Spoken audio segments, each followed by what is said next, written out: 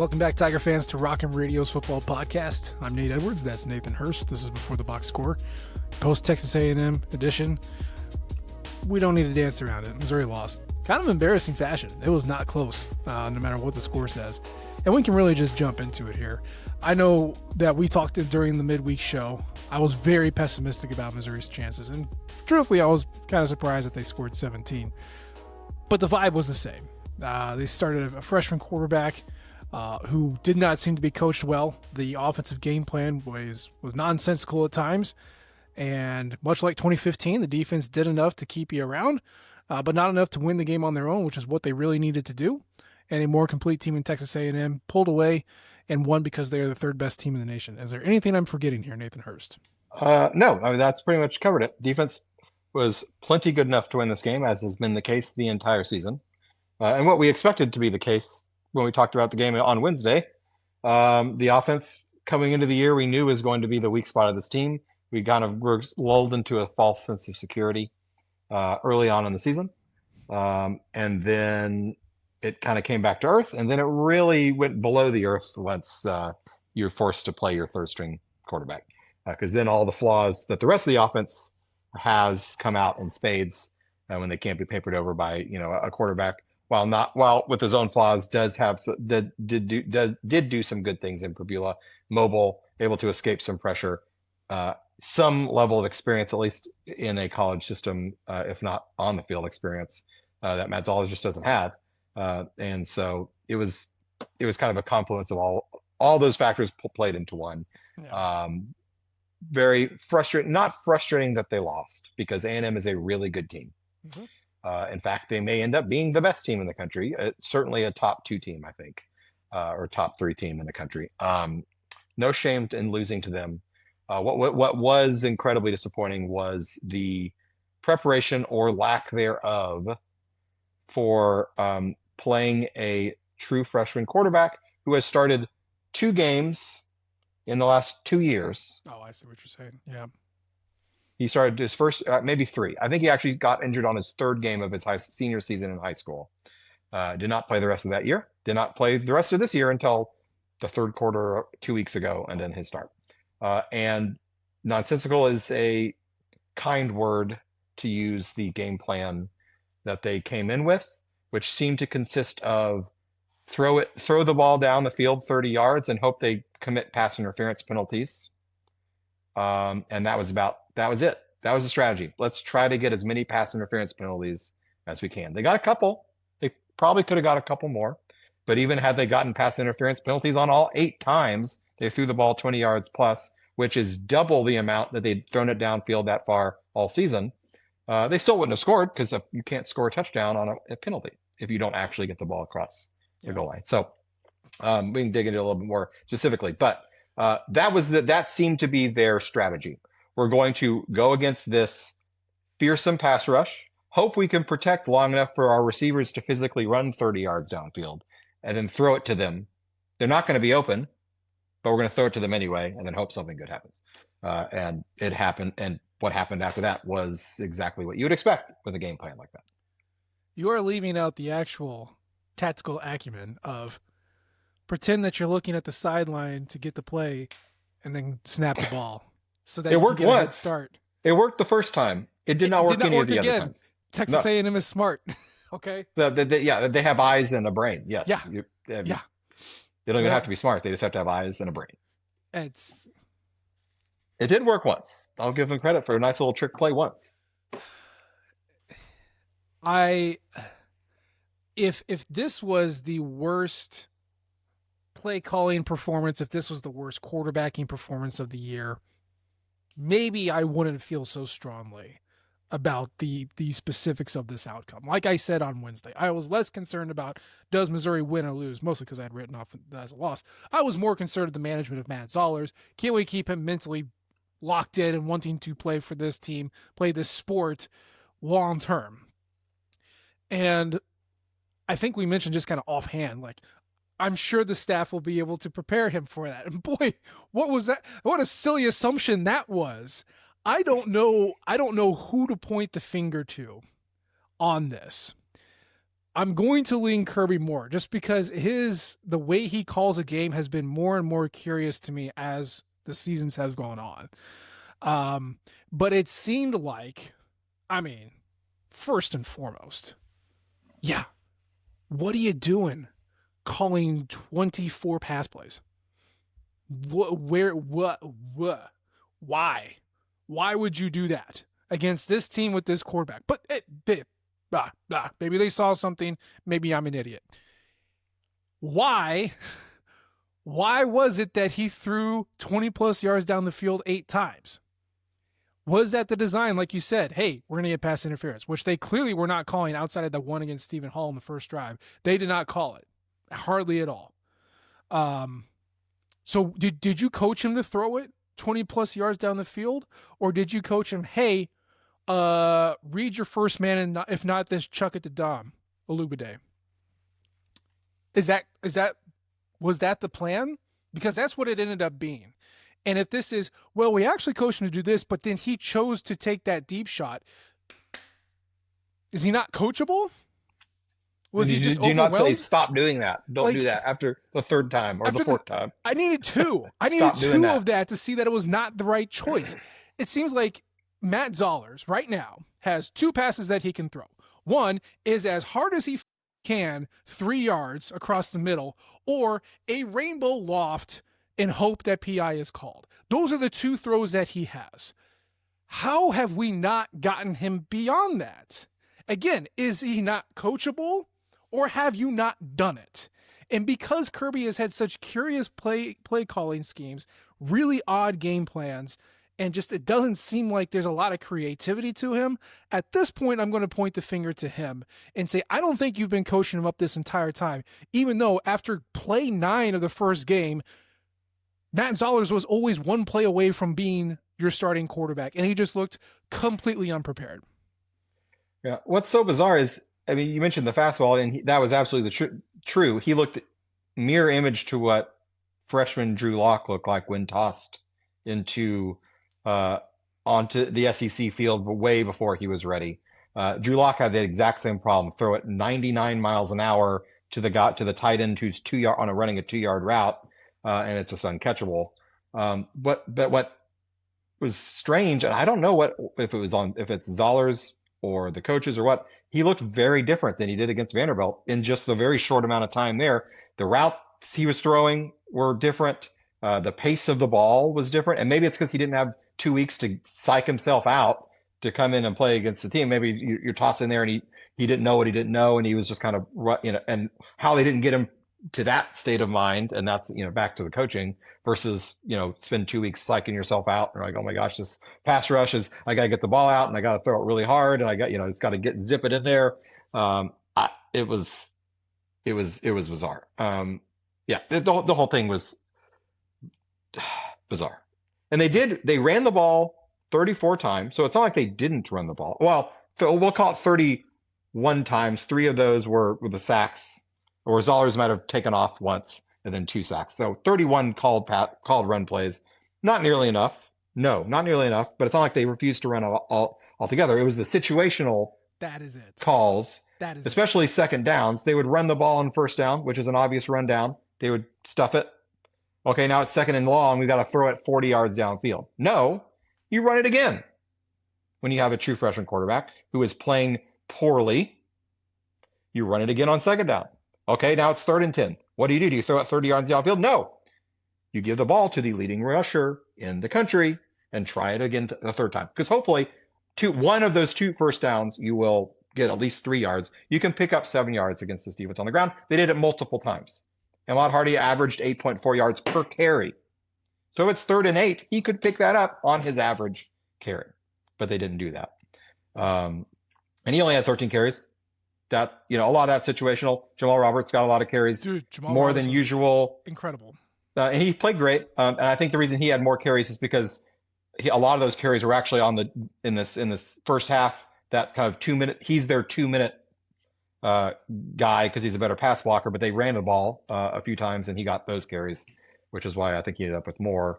And that's fine. He played well. I'm not saying he shouldn't have gotten more carries, but You still look at the guy who is averaging 8.4 yards per carry, got 13 carries.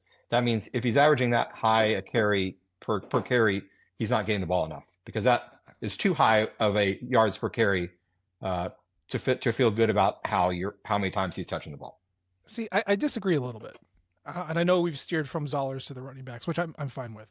But well, it's all part of the overall how they operated this how they prepared this offense, and we can't really say how they prepared it because we don't know how they prepared it. We saw the end result and how they ultimately called the game. Yeah, Ahmad Hardy has not been good in SEC play, and that is to be expected.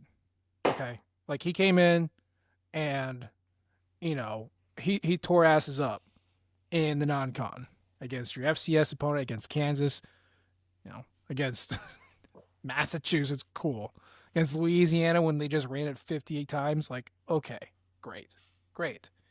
He has not been good in the SEC. Part of that is that his offensive line is not very good. Also, he is still acclimating. Cody Schrader was not good in his first year at Mizzou. Ahmad Hardy is going to be great next year. I guarantee you. But he has not been good. Against Auburn, his success rate, 29%. Against Vanderbilt, 40%. Against Texas A&M, I just had it. Where is it? 38%. These are all not good. Not good. Now, in that same time frame, Jamal Roberts, better against Auburn, better against Vanderbilt, way better against Texas A&M. Jamal Roberts had a 70% success rate rushing the ball yesterday. That's great. Yeah. And then it goes back, why were you not running him more? And that goes back to situational running. Yes, they ran the ball, 10 times on first down? Was it? Yeah. The split. Oh, my God. 16 times on first down to 7 passes.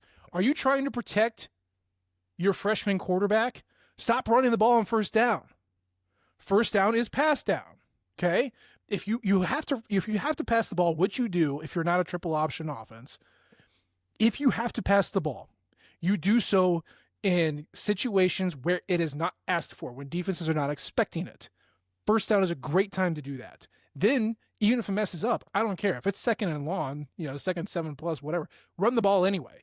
What you're trying to do is you're trying to keep them off of their anticipation, what they expect to be. And Caden Green said it in the postgame. Dude, they knew our plays. Part of that, I don't care. You're a freshman. Your book is scaled back. There's only so many things you can call. But they knew what was coming, is the point. They knew it was going to be a passer. If it's a run, if it's first down, it's going to be a run. If it's second or third and long, it's going to be a pass. And that's all they needed to know. Exactly. 16 runs called on first down to 7 passes. Second down, you had 9 runs. What was the average second down when you ran the ball? 6 yards. What was the average second down when you passed the ball? 7+ yards. Okay? It seems like a very if-then chart. Kirby goes, second and second or less. Okay, run the ball. Second and 7 and more. Pass the ball. And then Texas A&M, Mike Elko, who's been coaching defense for longer than we've been breathing air, goes, all right, I got it figured out. That was easy. Now what? And that was it. That was it. Third downs, you had 7 runs, 6 passes. And again, the third downs in which you ran the ball, 3rd and 5 or less. The third downs in which you passed the ball, 3rd and 6 or more. This is not hard to figure out. You're trying to protect your freshman quarterback. You have to do things that are not either going to your tendencies or something that makes a ton of sense. And Kirby Moore did neither. He just made the obvious choice, and it did not put Matt Zollers in a position to succeed. And then, oh, by the way, he didn't seem to be coached on how to read a defense, so he just chucked it downfield and hoped for a prayer. And so that's how you turn a guaranteed loss, which I was thinking, into a frustrating loss, because you did nothing to prepare him or put him in a position to win. And then what the hell have we been doing for the past 2 weeks? I am beside myself. And it's another thing, if the defense also was porous and was giving up. Ultimately they gave up some big plays at the end of the game. It was over. 68 plays, man. But if look how they played in the first half. If this game was managed well going into regardless of how the plays were called, if they had managed it correctly at the end of the first half, and this is on Drinkwitz much more than on Kirby, I think. You're going into halftime 7-0, getting the ball. Mm-hmm. You're feeling okay about yourself from just a mental standpoint, because okay, It's a one-score game. Yeah, we haven't moved the ball yet, but we haven't done anything stupid. We haven't turned it over yet. Defense is playing well. We gotta get the ball, come out, run the ball well to go down, score. It's tie game. But that wasn't the case. And instead, we decided we're going to go on a two. I'm Eli Drinkwitz. I get the ball with less than 2 minutes left. No matter what, I'm going I'm going to chuck it down. The clock be damned. Situation be damned. And I will give them credit only in that they had two tight ends back to block the play that he ultimately fumbled directly. He has a bad habit of just like handing the ball to the other team as they're running the other direction. But that wasn't his fault. They had 7-man protection on that pass play, and Jordan Harris got absolutely run over, and Jude James didn't really do much Not a better. blocking guy. Not a blocking Didn't do much guy. better. Now, yes, we're missing Brett Norfleet, so that hurts. That would be Brett Norfleet protecting the edge there as opposed to Jude James had he been healthy, but he's not. So you got to know that. And instead, you could have run the ball 2 or 3 times, run the clock all the way down, and then punted away with 20 seconds left. I guarantee you A&M would have taken a knee because they're playing conservative. They did nothing to they did nothing to try in this game because they didn't need to. They knew they didn't need to, and they wouldn't have. And then you'd be going into half down a score. And so that that situation, and that's not new. That's not a new thing where Mizzou screwed up a chain end of half situation. So that's just kind of a repeating frustration. I kind of looking at coaching at the whole. I think there's 2 plays that encapsulated, I think, the entire game from a coaching perspective. So we just talked about one of them. That with a minute left, 2nd and long, I think it was the 2nd down. Obvious blitz, may have been 3rd down. It was something in 10. A&M obvious blitz. They had 7 or 8 guys on the line. They are bringing the heat as they should have done. That's the smart thing to do against a guy who can't do anything. And you're not worried about the back end at all. Obviously, they are going to bring the heat. It's obvious. Mizzou has a timeout, at least one timeout in their back pocket. What happens? No check at the line. We're running this play. This is the play we're running. Boom. Rushed, fumble, ball run back to the 1-yard line. Disaster. Fast forward, other side. 3rd quarter, 3rd and 8 or so for A&M. They have the ball. Batoon calls an all-out blitz. We've got 9 guys at the line. Yeah. Obviously, at least 8 of them are coming. What happens? Marcel Reed, change the play. Receivers change a little. It's still two on the short side of the field, but they change their alignment. So it's obviously that they've audibled out of the whatever call they had. Throw the little screen pass to Concepcion over on the side, 60-yard touchdown. Right? There was a change. They saw what was happening. There was a change. They made it the right change. It led to a great play, and that wasn't necessarily on the defense. They were in the wrong call. They were caught in the wrong call with their hand in the cookie jar. It was a great job by Reed to recognize it, make the change, but he was coached up to do that.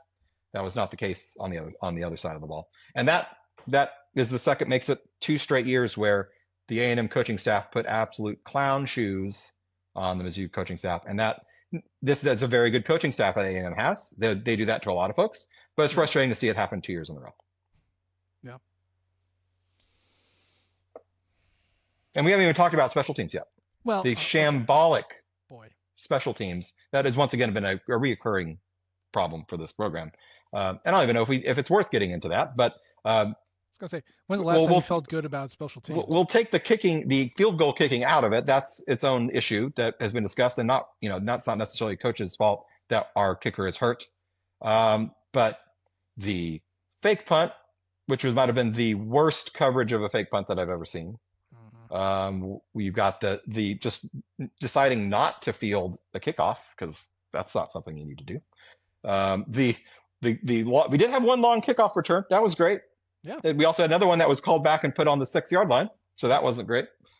But it was, the repeating, I'm going to stop rambling because I'll just make myself madder. But on the fake punt, They were in max return. When's the last time that this special teams unit has returned a punt for more than 5 yards? Why are they running a max return? You're getting the ball back. Call a fair catch. Be happy that you got to stop in a modicum of momentum at 21-7. Maybe we can go and score again, and all of a sudden it's a one play game or one score game. But nope, everyone's turned around, running back. No one, not a single person thought that they perhaps would run a fake there. Great coaching on their end. Not so much, which seems to be a common theme on that side of the ball. When is, or I guess, what was the last season where you felt really good, confident, happy about Missouri's special teams just in general? Big Gary Pinkel teams. Really? Yeah, probably. Jeremy Macklin returning punts and kickoffs. Probably. Jeez, we're going back to 2008. Yeah. That's the last time you felt good about it. Yes, they have been a bad unit. I mean, short of like if we take out like field goal kicking, yeah, which is such a tiny part of and very little of the actual coaching that goes into special teams, it has not been a good unit for a long time, long time. Okay. And you don't blame this current staff on Barry Odom's. Not that his wasn't horrible, but it wasn't a plus for the team by any means. So I'm looking at special team ranks on SP Plus. The highest ever was 3rd in 2008. So there you go. There's credence to your feeling. Second best was 7th under Barry Odom in 2017. Okay, I don't remember that, but I will take the numbers for it. 2010 was 10th, and 2014 was 19th. So those are like your top 4. Let me rattle off special teams ranks since 2020. 2020, 25th. 2021, 11th. Ooh, that was a good year. 2022, where did you go? 38th. 2023, 45th. 2024, 98th. And then as of this week, 116th. Eric Link, let's talk about what you're doing, man. Doesn't seem to be working. Or not doing. I don't know. That's such a stark drop off too. Is it? And it's not even thicker related. It's not even thicker related. No, it seems as if that not even beyond Eric Link, that the emphasis on the importance of that part of the game has drastically fallen off. And I don't have like play charts in front of me to see what are their starters they used to have starters in those units, and that's no longer the case. I don't think so. I don't remember Nick Bolton playing special teams under Eli Drinkwitz. That I don't think so. The fact that it went from the 20s and the 30s, which is if you have a team in the 30s in special teams, that's fine. As long as special teams doesn't cost you and hurt you, you're okay with that. All right. Now it can be a plus, and that's great if you do it well, but as long as it doesn't hurt you, if you could break even on your special teams, you feel good about it. But the last 2 years, that has not been the case. It has been horrible. And that's everything from punt coverage, punt return, kick return, being able to actually punt the ball more than 30 yards, which is a whole nother thing. But they certainly struggle with that this year. It's everything altogether. And then you sprinkle on top the fact that you've got a true freshman kicker that is struggling as well. That doesn't help. Yeah, to the point where you're bringing off your kickoff specialist to attempt a one field goal, and he made the one that you needed to make. Yeah, it's not great. I thought special teams was actually going to be better this year, just because there's a lot of depth at linebacker and safety, and that tends to be your special teamers. Not the case. Not the case. Kevin Coleman came really close to returning a punt for 10 yards. I don't have it with me. I don't know the last time Missouri returned a punt more than 10 yards. And I remember way back in 2010, Gary Pinkel did a Tiger Talk that I was at, and somebody mentioned special teams. Like, who the hell does that? Who in Gen Pop asks a football coach about special teams? And he said his philosophy was, I want to put anybody back there who can return a punt 10 yards. Because that's a first down. That's a free first down. And if you weren't doing it, then he'd cycle out to the next person. And I didn't track it back then. There's plenty of fair catches, I'm sure. But his goal was to put somebody back there to get you 10 yards on a punt return, and if you didn't, then the next person would be put in. TJ Moe was great at this. Jeremy Maclin was very good at this, obviously. I don't know if Eli Drinkwitz has had a punt returned 10 yards in his entire career. Luther had one that he took back to the house. That might be the only one. That was his freshman year, right? Yeah. That was it. So 22. And that's your unicorn receiver that you'll never have the same kind of talent again. So they took that. So there you go. It's free yards, man. Like, that's why they call it special teams, is because it can provide margins. And when you play football like Eli Drinkwitz likes to play football, which is rock fight, you need to win at the margins. Special teams is a really easy way to do that. Having a bomb-ass kicker who can nail it from 68, that helps. Having a punter who can punt it more than 37 yards, which is about Connor Wesselman's average right now, that helps. It just sets your field position back. Makes it harder for them, makes it easier for you. Simple as that. And they're not making it easier for them. They're not making it harder for the other team. And then sometimes Jamal Roberts goes back there and misses the kick. Let's A&M recover. At that point, I mean, who even cares? But it's a symptom of a larger problem that we've been seeing. So,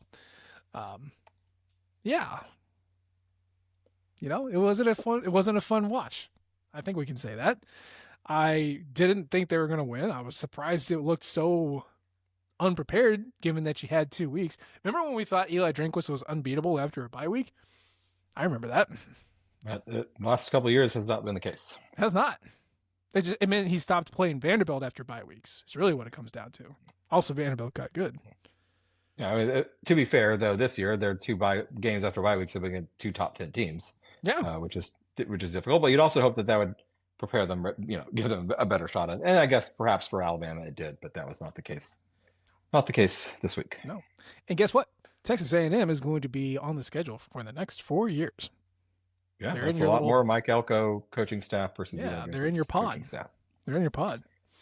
Unless, Kansas State gets a wild hair to fire their dynasty building college coach and hire Colin Klein, or some G5 wants to take a look at him. He's not going anywhere. He's getting paid $1 billion to be awesome.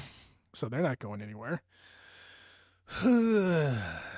It's just rough, man. I don't mind losing. I really don't. I'm more of a process guy, big picture guy. Individual losses don't really annoy me as long as you're winning being bowl eligible and keeping it respectable. I'm okay with that. I do have a problem when it doesn't look like you prepared. If you did prepare, it was stupid. And if it was stupid, or preparing for the wrong quarterback to play. Boy, that's happened before. Yeah. And yeah, I don't know about Mr. Zollers. I worry about him. Either he's been giving bad information or doesn't know how to act on it. It's one of the two. And he is only 19. He is starting his first game, like you said, in 2 years. And I don't want to take too much away from that, but I have not been impressed with the play calling really over the past 2 years. The management of the offense has not been super impressive, and this was just another feather in that crappy cap. And until proven otherwise, I'm going to blame the guy who's sitting in the chair and on the radio. And I don't really know what to do about that. I cited the number of times they ran the ball on first down. And, he just strives to be balanced, and I understand that. Because, again, I'm also the guy, you want to talk about going back in time, 3 years ago, I did a whole ass article on Rock M Nation about how Eli Drinkwitz only called the same 5 plays over and over again, and refused to go for the jugular at the end of the second quarter, when you're going into the middle late or whatever. I criticized him for that. And he went and got an offensive coordinator who did value balance at all costs and did encourage going for it at the end of the second quarter. And now it's not working, and now we're going, what the hell's going on? Situations are different. You have a freshman quarterback and you have 2 awesome running backs. Let's find a way to do that more. Not only outside zone 18,000 times, but like what Iowa's done this year. A little bit of inside, a little bit of outside, a little bit of gap, a little bit of zone. Like, they're getting creative and trying to rotate their guys because that's all Iowa does, and it's working. Similar approach here. You're not going to be able to throw the ball. Call 17 passes max. You got 2 awesome running backs. Let's see what. Or run a single RPO. They have not run a single run pass option in certainly since Kirby Morris has arrived. I don't know if Drinkwitz has ever called an RPO, where you actually have a legitimate. Yeah. There's a wide receiver out here running a slant, Yeah. and I'm watching the linebacker, and if he covers the wide receiver, I'm going to hand it off, and if he steps up to cover the handoff, I'm going to throw it right over his head to the receiver. That is a really easy way to find open receivers, and if he's not open, then you hand it off. It's a super easy read, and it's an easy way to create a space for a receiver, for a quarterback who's struggling, who's having confidence issues, who's having problems identifying who's open. You're literally looking at one player on the other team, and based on what he does, you do something else. And that's apparently out, not in the playbook, which is Do a frustrating lot of too. play action. I mean, old school want play action. the old school play action where they turn their back, the entire back to the defense and roll, bootleg out the other way, and that's great, once every 3 games, but they run it 4 times or 5 times a game, which is frustrating. You watch Texas A&M ran RPOs 10 times. It worked just about every time. Even if if the receiver's not open, you can hand it off and you're going to get a couple yards. It's much better than throwing an incomplete pass to a covered receiver, because then you don't get any yards. You can hand it off if the guy's covered.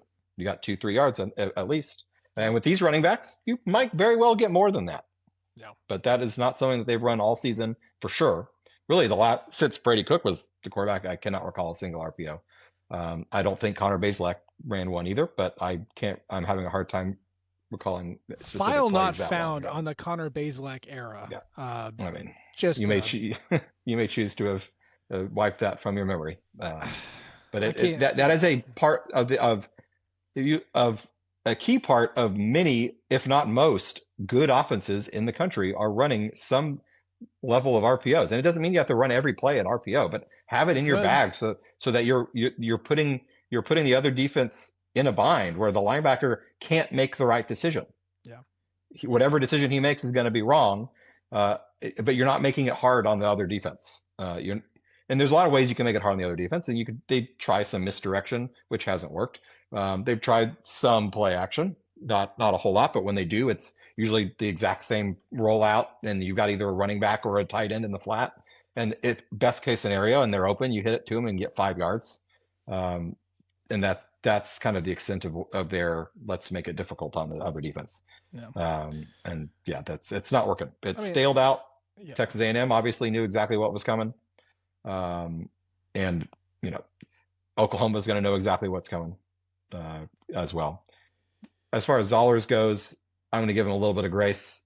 Sure. We will find out a lot more, though, because we have a game next week and a game at the end of the year against defenses that are bad. Not just bad, if not horrible. Arkansas' defense is horrible. Mississippi State's defense, not good. So I think we're going to have to see a lot. I'm going to have to see a lot more out of him in those 2 games. I'm writing Oklahoma off already.